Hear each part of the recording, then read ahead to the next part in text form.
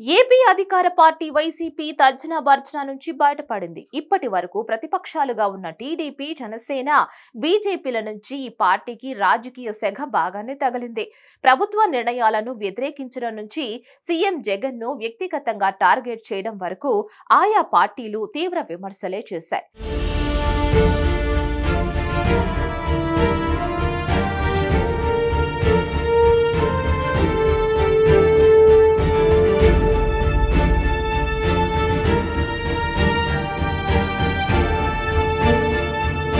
ఇక ఆయన ప్రవేశపెట్టిన పథకాలపై కూడా తీవ్ర విమర్శలు గుప్పించాయి.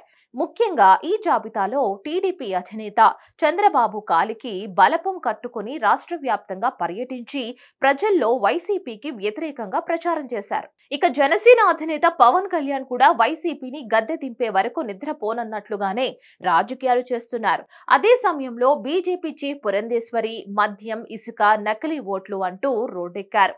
ఇవన్నీ రాజకీయాల్లో సాధారణమే అనుకున్న వైసీపీ వారికి తగిన విధంగా చెక్ పెడుతూ వచ్చింది. తాము చేస్తున్న సంక్షేమ, అభివృద్ధి కార్యక్రమాలే తమను రక్షిస్తాయని, విపక్షాల విమర్శలను ప్రజలు పెద్దగా పట్టించుకోరని భావిస్తూ వచ్చింది. అయితే ఇప్పుడు వైసీపీ ఊహించని విధంగా జగన్ సోదరి షర్మిల రంగంలో దిగారు.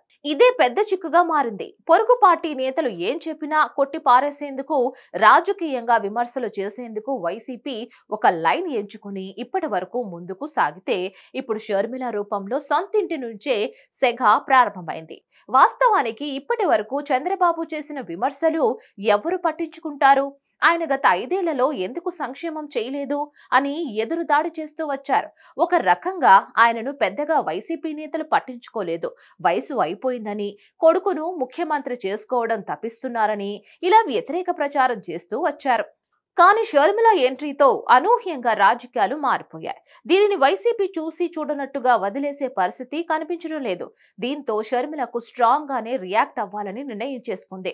ఈ క్రమంలోనే నిన్న మొన్నటి వరకు షర్మిల పేరు ఎత్తేందుకు కూడా జంకిన నాయకులు ఇప్పుడు రోడ్డెక్కారు.